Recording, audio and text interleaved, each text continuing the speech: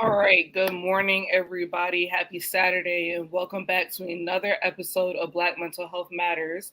My name is Trinity Thompson. I'm going to be your host for this morning. I am partially sick, but what I wanted to say was that I'll be your host this morning. I'm an MSW candidate at the University of St. Joseph. I'll be starting in the fall, and I'm also now a case manager. I know sometimes in the past I introduced myself as a psychiatric technician. I have now moved on with a new career, and I'd like to present our guest today, Carla Carlisle. She is an executive director at the Compassionate Companion, and I just want to turn, the mic over and let Carla introduce herself. So tell our viewers a little bit about who you are, your experience with mental health. Give us a little insight about your title. Absolutely. Thanks for having me, Trinity. So my name is Carla Carlisle, and I am the executive director of the Compassionate Companion. I am a former foster mother, then adoptive mother, and my son is now 13. My experiences parenting my child and just, going through the experience of co-parenting at one point for like 6 years with his birth parents exposed me to a lot of trauma along with my son. And so together for over 6 years, we experienced significant trauma together, which led to both of us having mental health conditions. My specific conditions are anxiety and depression, and his are PTSD and DMDD, which is disruptive mood dysregulation disorder. A lot of people aren't familiar with that, but a lot of children were diagnosed with ODD, oppositional defiance disorder, but his is DMDD, which is in the DSM-5. I say all that to say, based on our experiences, it really drove me or led me to educating others and opening up our story and our journey to first say, you are not alone in your experiences. Everyone deals with mental health in some form or fashion, either individually or with their loved ones or someone they interact with personally or professionally. And it just wanted to also have a forum, which is the Compassionate Companion, to give workshops and talk about intergenerational trauma, mental health disorders, and things that a lot of times are taboo in our communities. But we know that they are very critical to us feeling better. And when I talk about feeling better, I look at things holistically. Our mental health is a part of our health, and it's tied to physical, emotional, financial, spiritual, all aspects of our health. And so I really take a holistic approach to what I do. And so I really appreciate being here, Trinity, and I look forward to our conversation. I do too. I definitely wanted to touch base on your own personal diagnoses because I do deal with the same thing. Both uh, in the DSM-5 it says generalized anxiety disorder and then major depressive disorder, but more commonly known as depression and anxiety. And I really think I've been dealing with anxiety my whole life. I just didn't really understand like what it was. I didn't know that it had a name. I just always like kind of felt on edge and overwhelmed, and like there were times where I felt like I couldn't really like deal with it.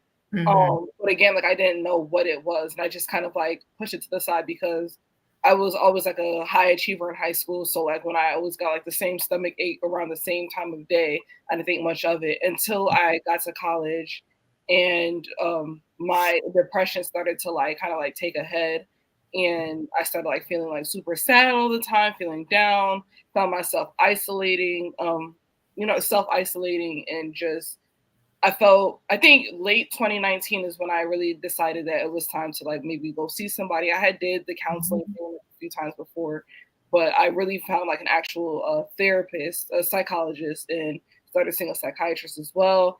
And I think that's what also kind of like prompted me to take more initiative to like join the mental health community, especially the Black mental health community, because our experiences as Black women, as Black people, it's not easy to even one like find or think that there's a problem. You think that kind of like the world is just the weight of the world is on your shoulders, and that's That's just kind of right. what we deal with, carrying that burden. But there's also resources out there. But the problem is that there's not enough competency out there. There's not enough representation. Right. That So cultural competency is critical. Yeah, I it is. So there's so much stigma around it Mm, that even if you get to the point of saying, okay, I think I need to talk to someone, sometimes people feel a lot of shame about it. And I mm, think it's important that we have these conversations because it normalizes things. Like you, I've had experiences in youth and have continued on where my anxiety is through the roof, but I never called it that. I remember being in therapy as an adult for 2 mm. years before I could say the word anxiety. I would just say, I'm stressed out. I'm stressed out. Why was Yeah. it so hard to just say it's anxiety? Because that's exactly what was going on and what, I continue to deal with, but Mm, I'm able to manage it better now. I always wondered why, something very simple to someone else, to me, was a big production. Everything had to go perfectly, which is a setup for failure, right? Because yes, exactly. can strive for excellence, but striving for perfection is a setup for failure. Yeah. I think, like I said, just being a high achiever and then like Yes. you take on unnecessary like stressors and Mhm. unnecessary and like you said, like something that could be so simple to somebody else, like it's like a production. And Yes. I definitely feel it. Like I said, in high school and then going into college, I just felt like everything has to be perfect. I was always used to like getting Mhm. really good grades. So then when I got to college, the curriculum was set up a little bit different than like what I was used to in high school, obviously because it's college, but also Yes. because of the specific program that I was in high school. So it took a lot of like relearning and, Mhm. accepting failure as a part of life failure was not in my language at all prior to college. Yeah. And I always said jokingly to my friends, sometimes it's about taking your L, taking your loss, and going about your day because it does happen. So I And think, we gain a lot from that, right? yeah, We learn more from so-called failures hmm a lot of times than successes. But we have to be open to that learning and recognize that we're going to gain something no matter what happens. And setting ourselves up for failure means to me, that equals like we're trying to be perfect. hmm There's something to gain in every situation. And I think it's okay if we don't hit that milestone, if we don't if we trip and take a stumble and have to ask for help, that's okay too. um, I mean, I've talked to a lot of leaders in different communities, and almost everyone said, they've learned more from their stumbles, from their so-called failures, than their wins. right. You're dealing with a team, but you can fail alone. We can fail with other people as well, but I think there's a lot more of a chance when we have our support system in place, whether that's in the workplace or that's personally. And so to do that, we have to be willing to ask for help. And I think it definitely for me includes therapy, but it goes beyond that too. I mean, I've had to socialize with my family and friends like, hey, I'm dealing with something. hmm I may be very irritating to you. I may be super sad. You may not just understand where I'm coming from. hmm But just know that, I'm going through this and I still love you, but I just need some grace. And I have to give that to myself as well.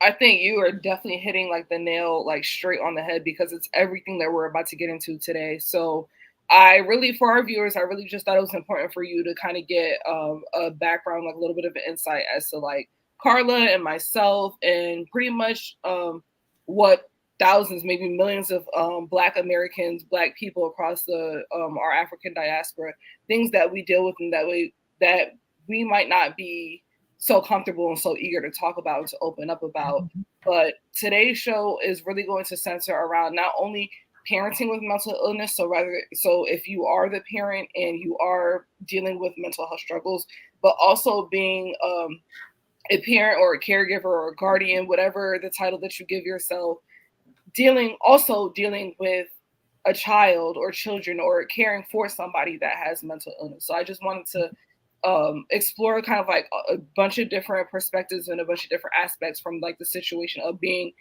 or having the role of a caregiver and having a mental illness or being a caregiver caring for somebody with a mental Mhm. illness. So one of my first questions to you, which we kind of touched based on, was how old were you when you first started like presenting symptoms, and like what was like the age that you actually got diagnosed at?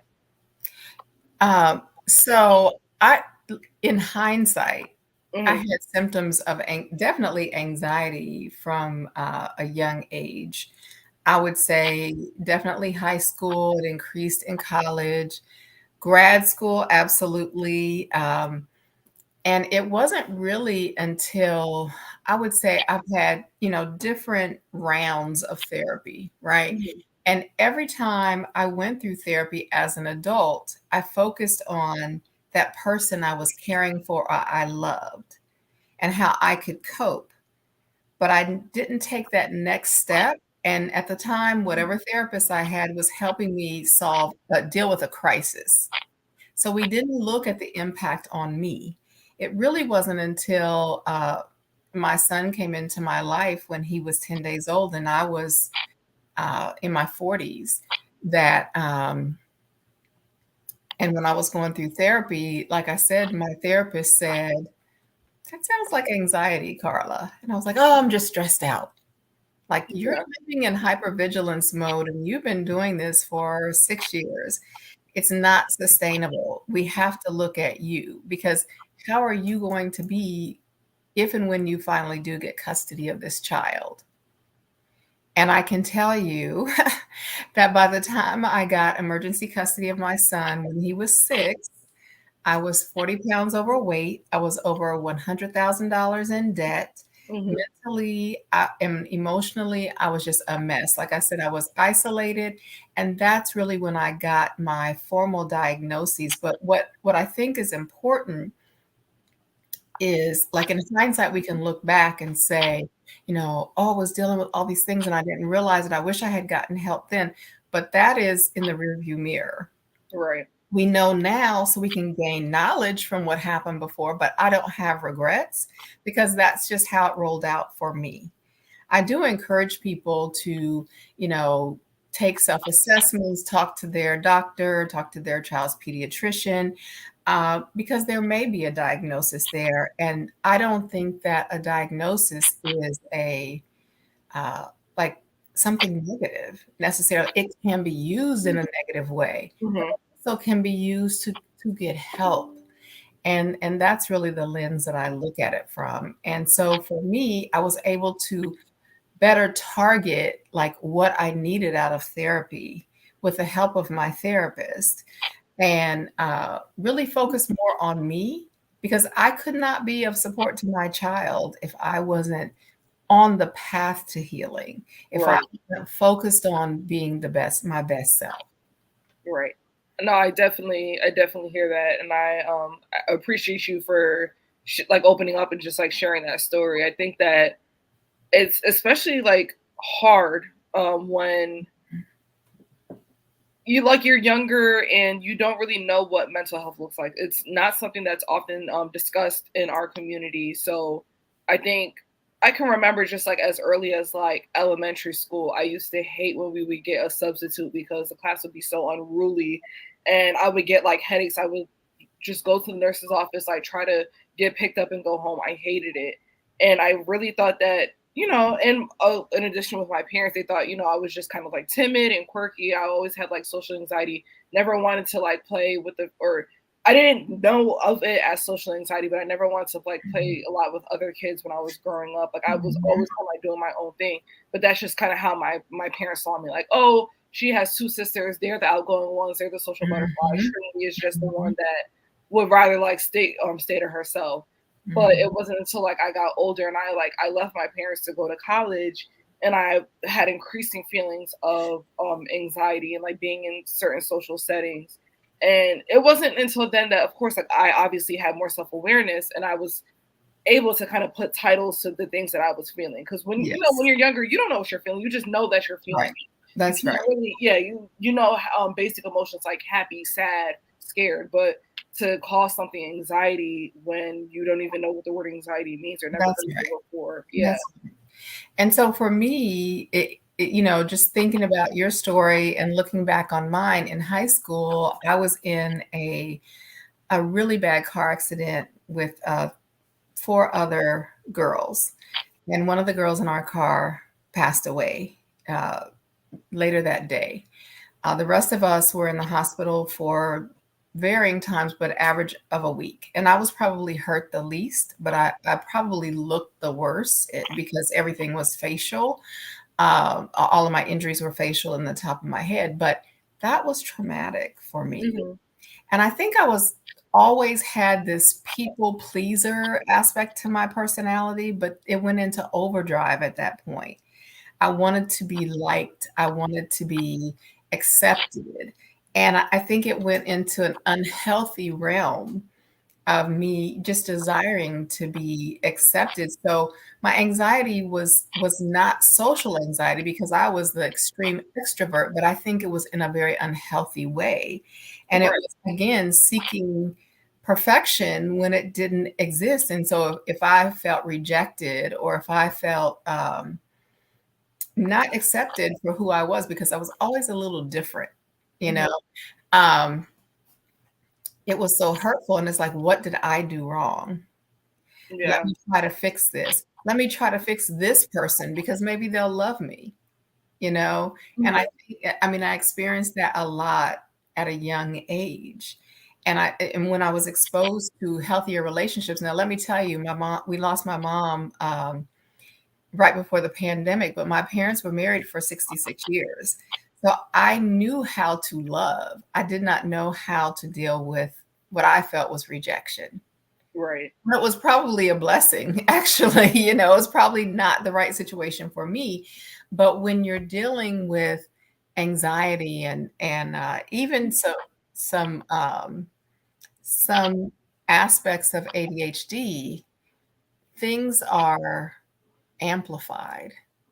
Yeah. And that self-reflection, I think, becomes self-judgment. And so I can look back and see so many signs that I just didn't realize Mm-hmm. back then were tied to anxiety. And I think that's something that I've seen a lot in my family as well. My dad, he's elderly now. He deals with anxiety, and I see that in myself. I Mm-hmm. see, like, if I have to be someplace, I need to be early or on time. And that may sound very simple to somebody else who's fine with coming in 30 minutes later or something. But for me, it's like the world has ended. Yeah. If I've made a commitment, if I can't honor that commitment, I'm in 100% panic mode. But it's not like typical, like I procrastinated and I got to get it done. No, this is like I'm on fire. Like the house is on fire. Mm-hmm. It is extreme to me. And I have to manage that within myself because I see in a different way some of those things in my son. And so my son is now 13. He's dealing with hormones and everything else.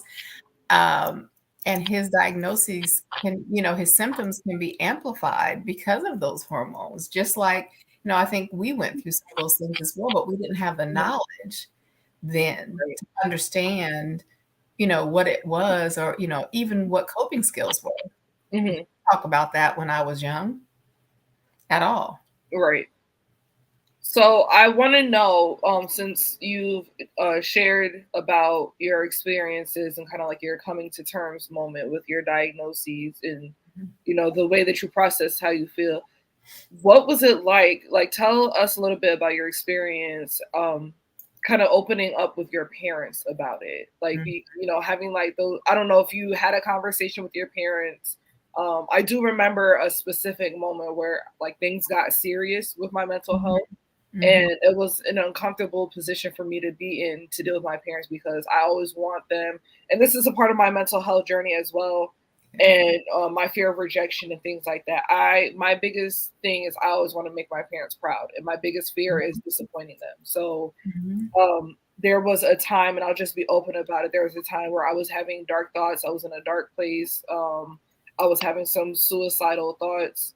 Um, and I think it really scared my parents because they do come from a generation where it's not really talked about. It's kind of still taboo as far as dealing with like depression and anxiety. Mhm. And they were scared. They still loved me and everything. They wanted to know what they could do to help. Sometimes when you get to like that point in your life, it's not about what they can do because your parents can't protect you from everything. Right. But I do remember that day distinctively sitting down and talking with them about, my mental health. So tell Mhm. me a little bit about your experience, like if you did have that kind of experience with your parents. So I think mine was pretty gradual and happened in different ways, and I'll expand it to my whole family because this happened like the realization happened for me a little later in life, right? Hmm. So, and I think I still want approval from my parents, from my big sister, even from like my niece and nephew, right? Even from family members. It was interesting. I'll just share this with you kind of as a backdrop. When my marriage failed before I became a foster parent, and when I went through all that, it was interesting because my sister said, like, "You recovered so quickly." Um, Hmm. and I can't tell you exactly why that happened or how it happened, but I think that I was put in a position, or I allowed myself to be in a position where I was very unhappy, but again, I didn't know how to end an unhealthy relationship. Hmm. And so I put up with a lot until I had no choice. The circumstances were such that, the relationship had to end. And so my mom and dad have always been supportive, my family's supportive, like you really got through that, which kind of supported this superwoman thing I had going on, right? Hmm. But then became a foster mom, and when my foster son went to his birth mom, I fell apart completely. Still didn't realize there was a diagnosis there, didn't have a label to it, but I was like, this hurts so much more than my divorce. Hmm. When I started interacting frequently with my son's birth parents, I became more educated on mental illness and different types of mental health conditions because of his birth mom and the challenges that she had. A lot of that and working through with my therapist caused me to look at myself. So as I started realizing, like, hey, I do have some things going on, I need to address this. I started sharing it with my family, but in different ways. Like Hmm. you, I had some moments that were very dark, very, very dark. And I remember saying in a text to my niece, saying but not saying, I'm in a really dark place.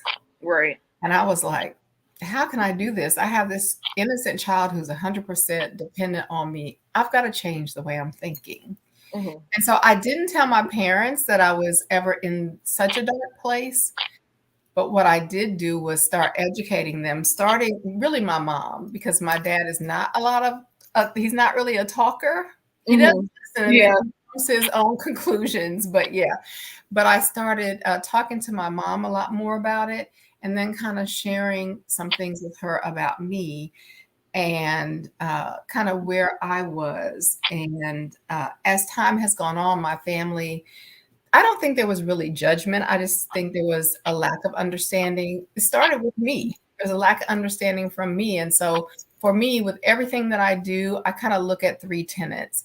I look at awareness, acceptance, and advocacy. And not only doing that for my son, I had to do it for myself as well. Hmm. And so my family has been very supportive. At first, they didn't understand even why I shared my story, but I felt called to share my story with my son. And I couldn't exactly explain it other than I wanted people to know, like, hey, you're not alone. So it really became like an organic part of me. And I think, my family loves me. So they opened up a lot to, hey, we all have things going on. And as we have life experiences, there are going to be times in our lives that we go through something, postpartum depression, losing a child. When I had a miscarriage, I went through a lot, but I couldn't put a name to it, and maybe I didn't need a name to it. I just knew I wasn't good. I wasn't okay. Right. And so how many years passed before I realized, like, hey, it's okay not to be okay. And I know that's overused a lot, but it's still true. Mhm. It's still true. But if we're not okay, like I wasn't, like I needed to open up to my family. It's very easy for me to advocate on someone else's behalf. It's been much more difficult and a process for me to do that for myself. And so Yeah. I've had to learn healthy ways to feed my spirit, right? Yes, there's therapy, but also me sharing our story is healing for me. Right. I definitely I feel that on so many different levels. I really liked when you said, you had like the superwoman thing going on, because Mhm. I feel like a lot of time, especially as like black women, we take on like the strong black woman narrative. And even Yes. though like I'm still young, I want, and I don't know why, it's probably just embedded like within us that we want to come off as strong rather than weak, because we do Mhm. face a lot of pressures from the world.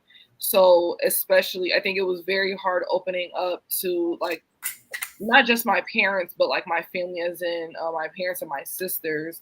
I Mhm. didn't want them to know. I like a part of me felt still like ashamed and embarrassed because Right. I shouldn't be going through this. Like I'm a college student. I graduated from Spelman, so like there was just like all of the pressures from like going to the number one HBCU in the country, and that was a big deal to me. And I did, the last thing that I wanted to do was fail. Mhm. And I felt essentially, I feel like at that moment I was like failing them. Even Yeah. though that experience, me being in college, like it was for me, I felt like if I don't get it together, I'm going to come back home and I'm not going to complete what I set out to do. And I felt Right. like that to me was like the epitome of failure. And I did not want that, Mhm. associated with myself. And yeah, I mean there still are times when like I'll close my door. I don't want anybody to see me crying.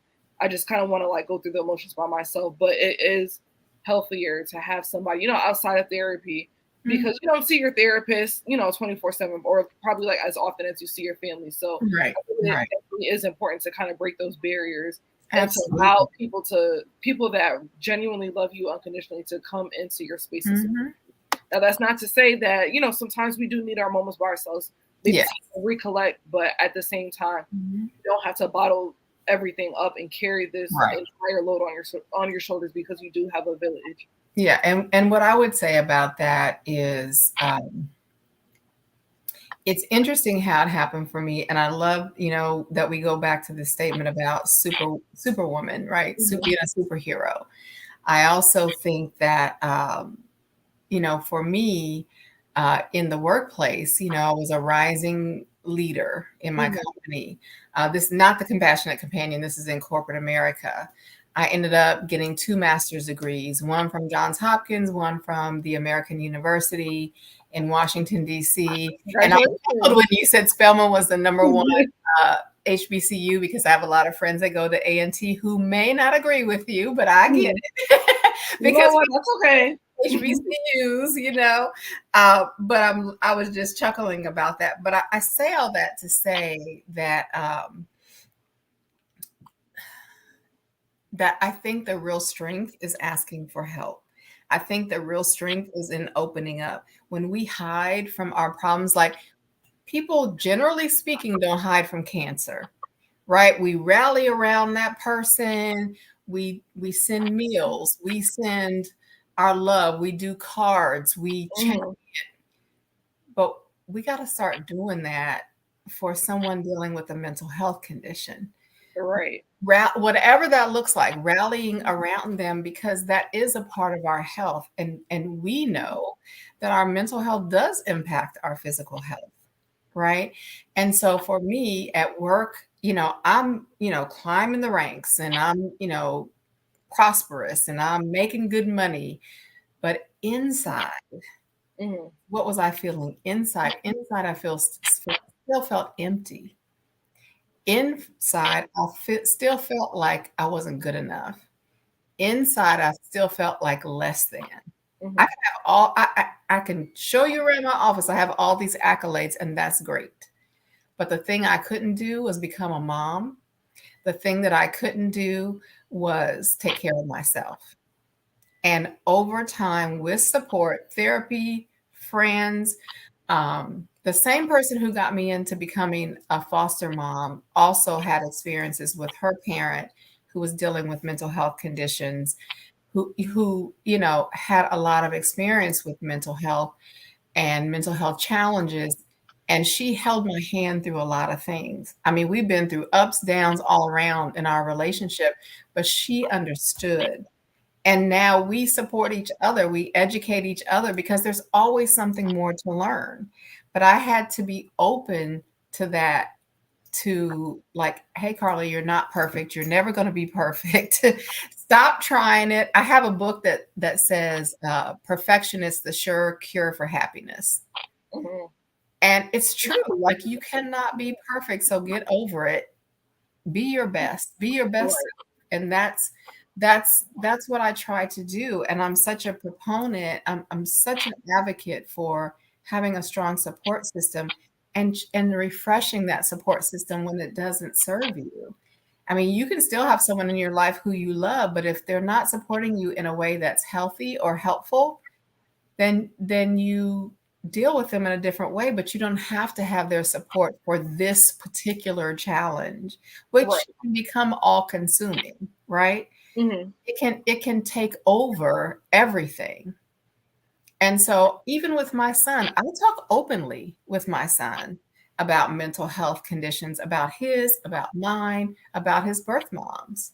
He recently lost his birth mom. I mean, we haven't seen her in years, but she passed away from fentanyl poisoning. Mm-hmm. I knew it was going to impact him. I didn't know how much it would impact me, but she was a part of my life for over 6 years. And without her, there would be no him.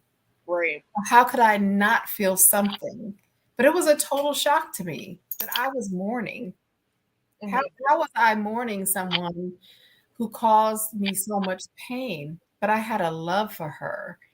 And I had to come to terms with that. And it's okay for me to mourn her because I did want her to heal. I did want her to get better. I wanted them to reconcile one day.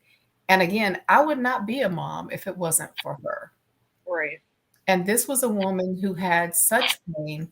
She had 25 pregnancies, 11 births. She lost custody and her parental rights to all 11 of her children over time.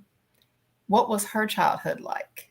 You know? So I Mm-hmm. had a lot of compassion. I had to really put my pain in perspective. It was real. That pain was real and it was so hurtful. And it took me to my knees and beyond, but I still loved her. And it's okay for me to give myself permission to mourn that. It's Mm-hmm. different than mourning the loss of my mother. Right. It's still a loss. And it's okay for me to feel that and experience that. I think giving ourselves permission to experience and feel what we feel is so powerful. I think sharing our stories, if a person is willing and up to it, is powerful. It makes me feel powerful to do that and to share. And so, I was more than happy to come on this show today to say, 1 in 4, 1 in 5 people in this world, in this country, across the globe, deal with a mental health condition. Why are we hiding from it? We can't hide from it. It's there. It's more Yeah. prevalent uh, than almost anything, but we hide from it, and we don't have to. We don't have to suffer in silence. We don't have to be alone at all.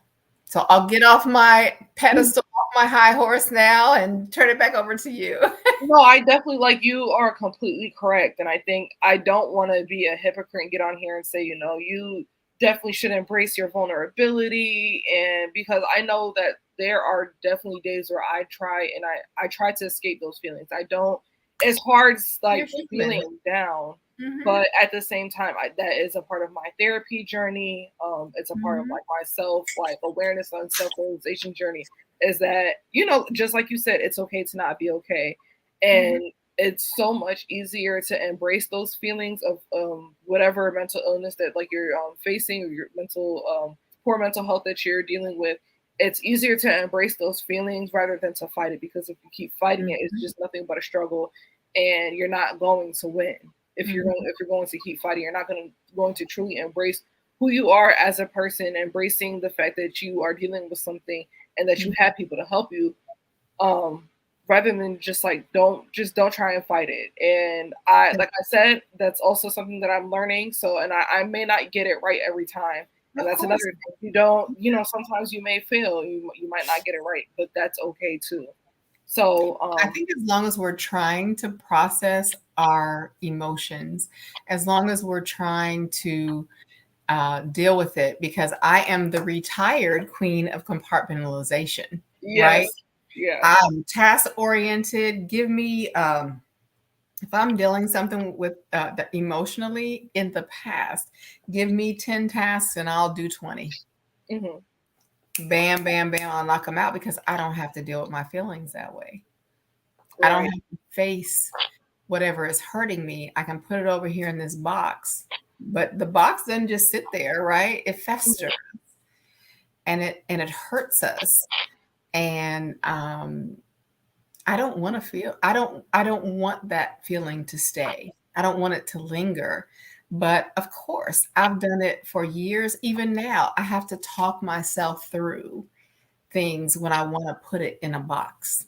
And sometimes it has to go into a box, right? right, For a period of time, and that's okay too. We just don't want to. I don't want to have 10 boxes over here that are sitting on my shoulders like an 800-pound gorilla. I don't want that.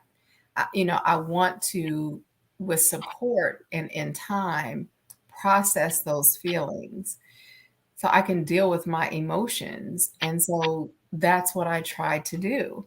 But hmm, I also recognize the value and power. So my son is 13 now, but because of the trauma he's experienced, I would say he has some developmental delays, right? He's a very smart kid, but emotionally, he might not be at the same level as other 13-year-olds. But I talk to him, even I will say to him, like I'm not feeling great today. I told him recently, just the other day, one of my girlfriends just lost her mother, one of my sorority sisters. She just lost her mom. And I said, I'm going to go be with her. And he said, Mom, please tell her for me. It's going to be hard, but you're going to be okay. And you have really good memories and I've been through it and I'm still going through it. And so I thought, wow, how powerful for this 13-year-old and to look outside of himself, hmm, right? I want to help someone I've only met 3 times, but I still want to help them because I right, want them to know that what you're feeling is not a bad thing. Like feeling whatever it is we're feeling, like we don't even celebrate the good things enough in my opinion. Like I don't necessarily take the time to stop and say, "Oh my God, I made it through that." I want to have a party, yeah, like people have divorce parties. I want to have a party to say, like, yeah, we made it through this situation, and I'm kind of exaggerating, but what I'm saying is real. Like mhm, the progress we make is important. The setbacks are important too. But I'll say I tend to focus on what I've done wrong and not give myself the grace that I give to other people. hmm, I have to consciously do that for myself too. right. I think that's amazing. And I what I wanted to do was share two quick statistics that I found because I want to go back to what you said about when you have conversations with your son and kind of like what that looks like when Mhm. you're kind of both dealing with your mental health struggles. So let me share these two statistics and then we're going to get right back to that. So I found on the Center of the Control Disease, the Centers of CDC. Disease Yeah. Control. So, yeah, I found on the CDC that one of the studies that they conducted found that 1 in 14 children have a caregiver with poor mental health.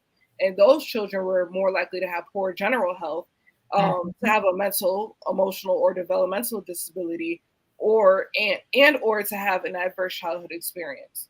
And another thing that I found was a result from the National Survey of Drug Use and Health found that mental illness was more common amongst mothers than fathers, and more prevalent in parents under the age of 50 as opposed to the latter. So I found those statistics to be interesting. For it to be for mental illness to be more prevalent in mothers than fathers. I think also because there's kind of like, I know both parents have like that biological tie to their child, but like for a mother to like really carry her son, or like the maternal instincts, if you did not personally carry your child, like like in your case, your son is adopted. Like what do you think about that?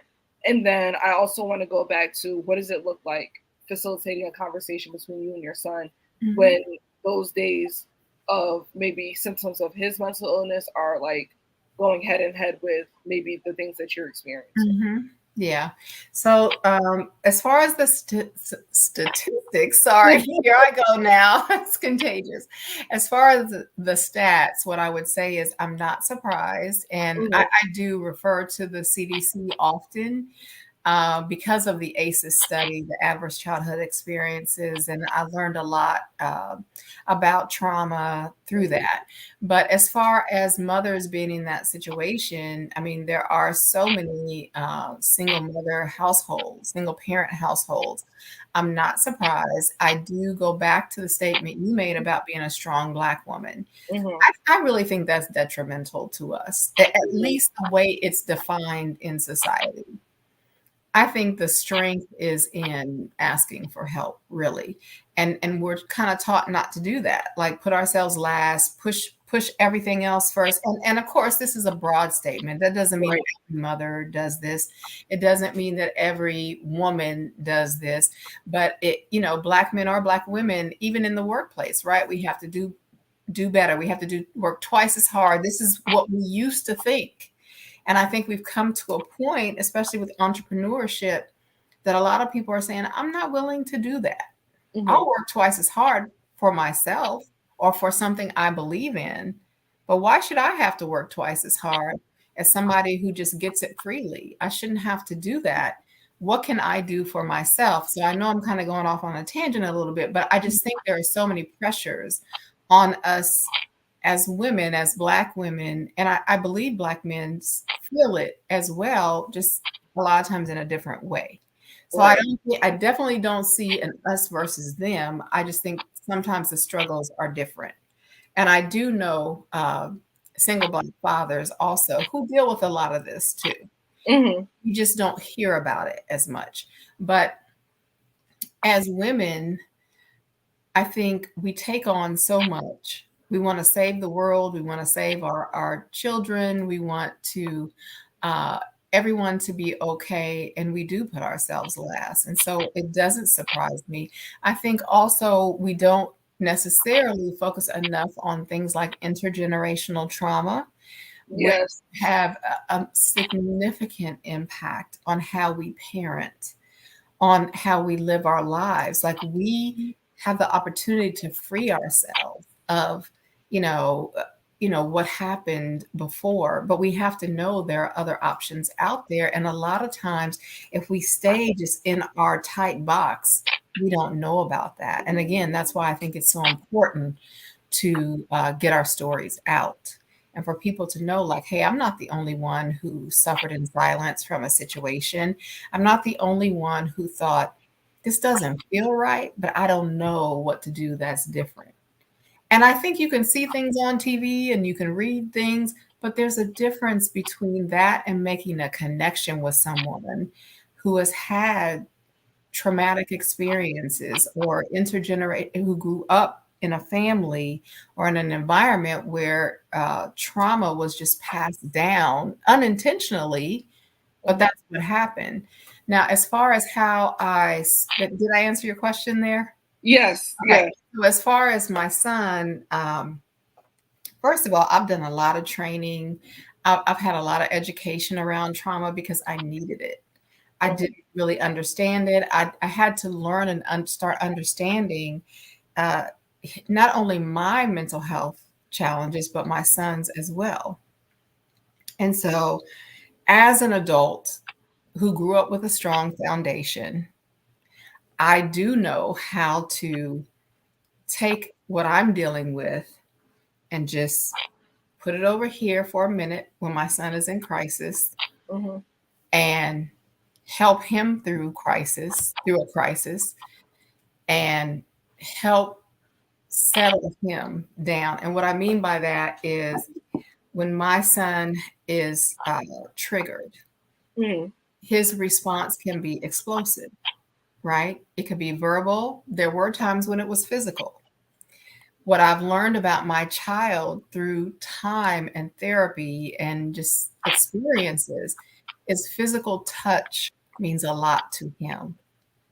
So I may take him, and he's a big kid, like he's over 200 pounds, like he's a big kid. And I may just touch his shoulders.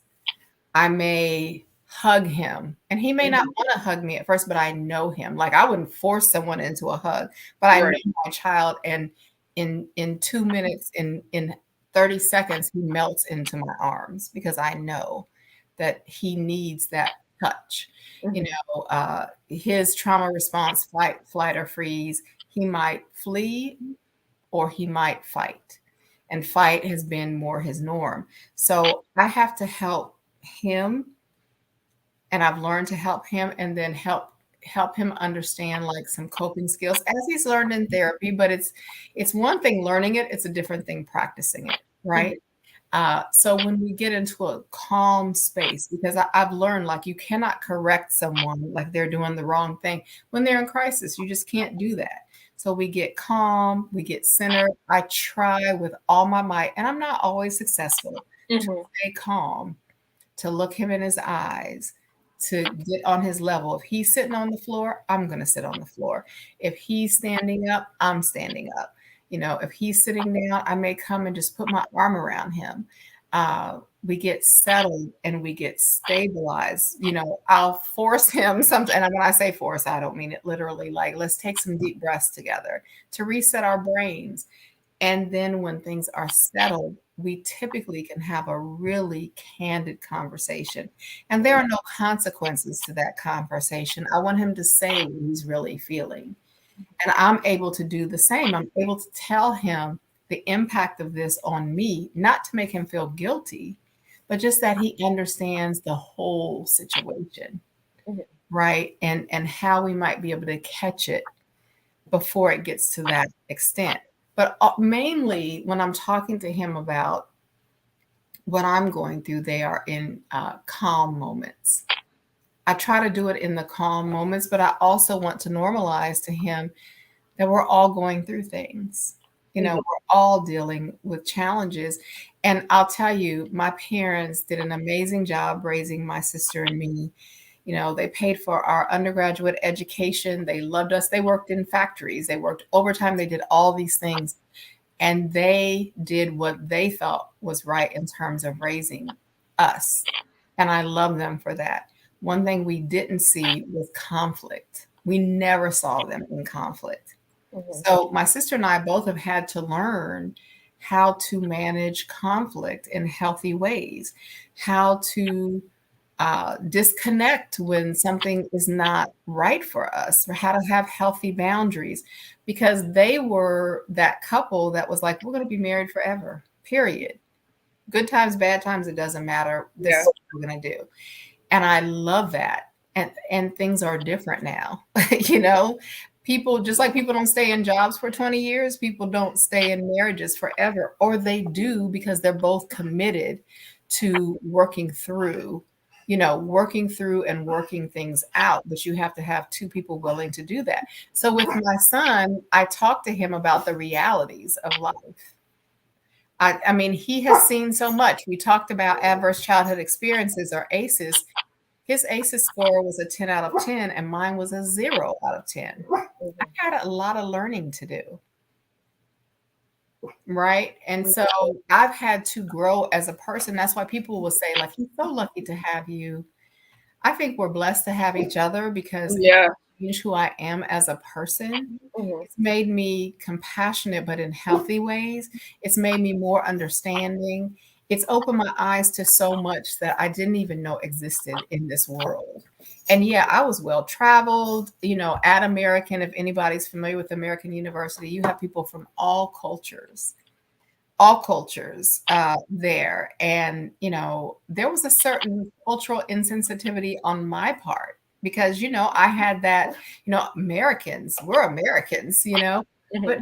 no, everybody has a story. Everybody has life situations, and we are all in learning mode. Hopefully, we're always in learning mode. And so I I share that stuff with my son. I have him go with me. Like recently, I went and talked to a group of children in an underserved community, Black African American children. And last year, they received a copy of the book my son and I did called My Big Notebook, which helps kids learn how to process their feelings in like through creative expression, like writing, coloring, drawing. And it tells some stories from my son's life. But he went with me. The kids got the book last year, right? Mhm. This year we went. And then we talked, the director of the program, Rodney McGill, he asked me to talk about entrepreneurship. Like, how did we take our mess and turn it into a message? How do we Right. take our test and turn it into a testimony? And saying to kids, like, you have talents, you have skills. And so my son did this with me, along with a really good friend of mine who experienced her own trauma as a child, who went through the foster care system in New York City, who has children dealing with mental health conditions, who's dealt with her own experiences. And so the three of us made such a great team because Mhm. we all have that feeling that we want better for others, but we've learned how to do it in ways that don't compromise our own mental health. Okay. I like that. I like that a lot. I think that I appreciate the fact that you said that you went through like a lot of training to be able to Mhm. understand yourself in the way that it's like the dynamic between you and your son. You both are Mhm. dealing with your own separate challenges. I feel like a lot of from my experience, this is not off of like any like factual information, but I think that there are a lot of times in Black communities where it's not as healthy and as simple as like having a conversation of, I'm understanding my son and my son is understanding me as a person Mhm. with these mental challenges. But instead of that, it's more so I'm dealing with my challenges. I'm going to take it out on my children. Then my children are going to take it out on me, and then it's not that kind of like harmonious like relationship. So, um, I actually think that which was going to bring me to like our closer part of the Mhm. podcast.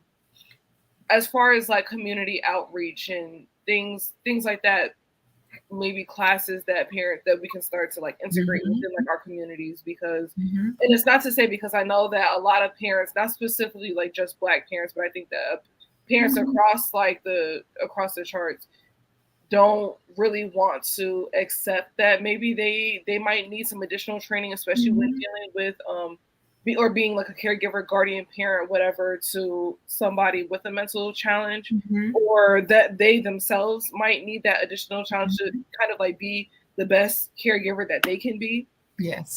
But I feel like if we were to start implementing some of those programs, like within our communities, regardless of Mhm. socioeconomic status, because we do understand that not everybody has a luxury of like being able to like live in middle or upper classes. That's right.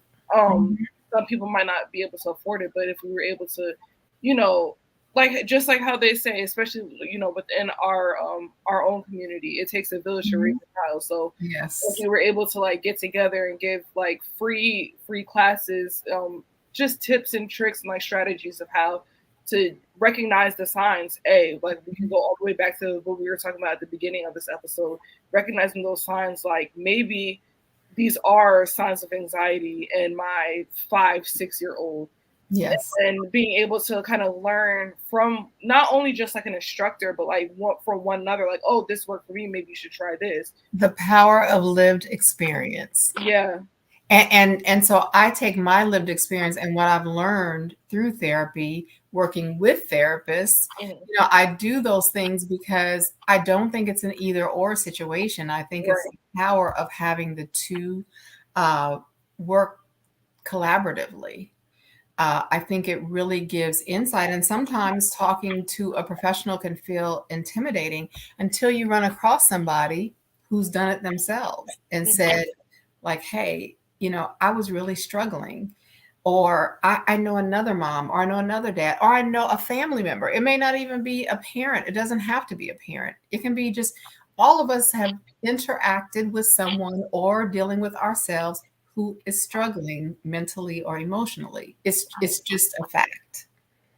And we can ignore that, or we can embrace it and really try to support each other. And so, I did some basic training that's offered, I know, here in the States. I think it's international as well, like mental health first aid. And there's a program Mm-hmm. called Question, Persuade, Respond, QPR, which is, if you're dealing with someone who potentially has suicidal ideation or dealing with some type of suicide related crisis, that helps. But I think this forum, Black Mental Health Matters, is an excellent forum to have these kind of conversations, because we want people to know that you're not alone in this. Nobody is dealing with this, or doesn't have to deal with this in a vacuum. We are all dealing with challenges.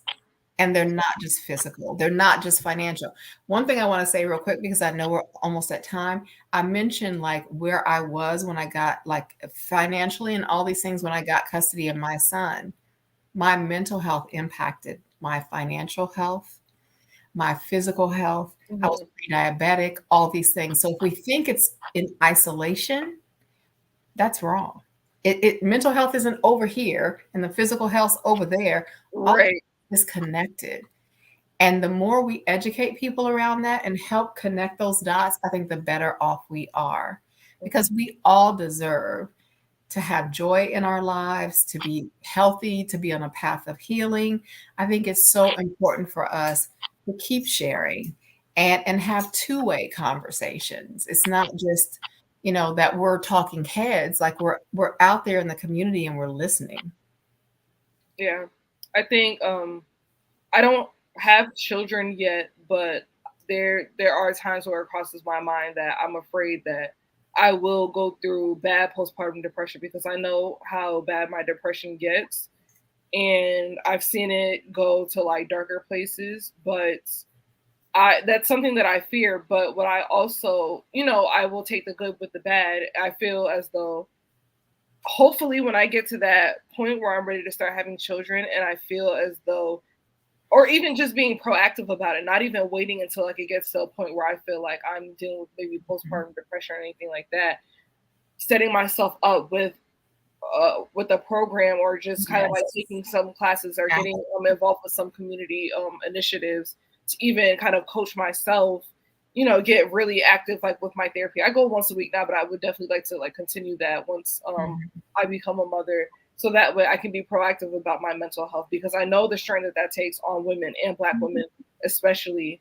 And I think in general, like you said, mental health first aid, it's not very widespread yet, but I'm hoping that, with platforms like Black Mental Health Matters, we can like really amplify and make Mhm. noise about it, because we can support one another. We have the tools, we Yes. have the resources, from higher class to lower class. We can do it if we work together, and if we continue to just keep stressing the message. Yes.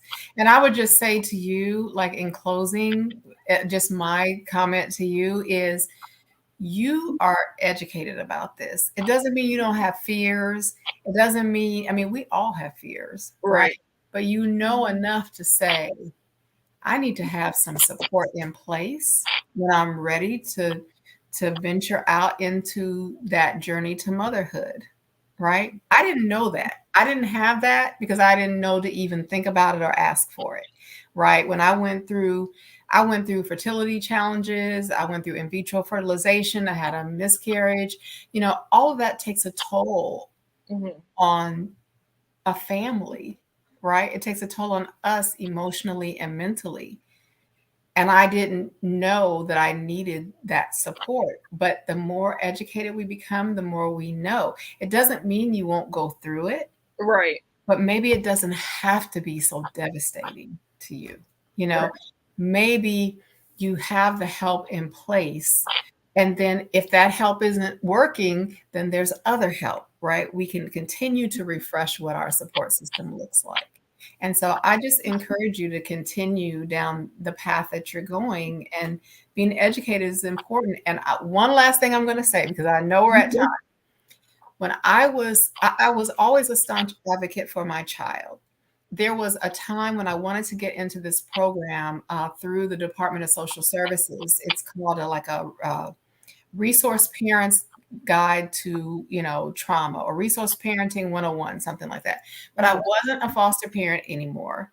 And so the local Department of Social Services said I wasn't eligible. But there was another county an hour away that said I was. So I drove there for 8 weeks to learn, because I needed that for me to feel empowered as a parent to take care of my child. I need to do the same thing for myself, and you do too. All of us do, right? Whatever that step is, we don't have to take the first no. I never accept the first no. I'm going to keep pushing because I deserve it and my child deserves it too. Right. Well, I want to thank you so much for being a part of this conversation. I think this was very productive. I hope, our viewers got a good insight as to just what it's like to be a parent or in the position of being a caregiver, either with mental illness or taking care of somebody with mental illness, or even both at the same time. Dr. Lewis Hines, thank you for tuning in. He says, great conversation on the effects of trauma, parenting, and emotional wellness. I appreciate everybody that watched, subscribe, please, to our channel. And thank you so much. And we will see you on another episode of Black Mental Health Matters next Saturday at 10 a.m. Eastern Standard Time. Thank you, Carla. Goodbye, everybody. Thank you.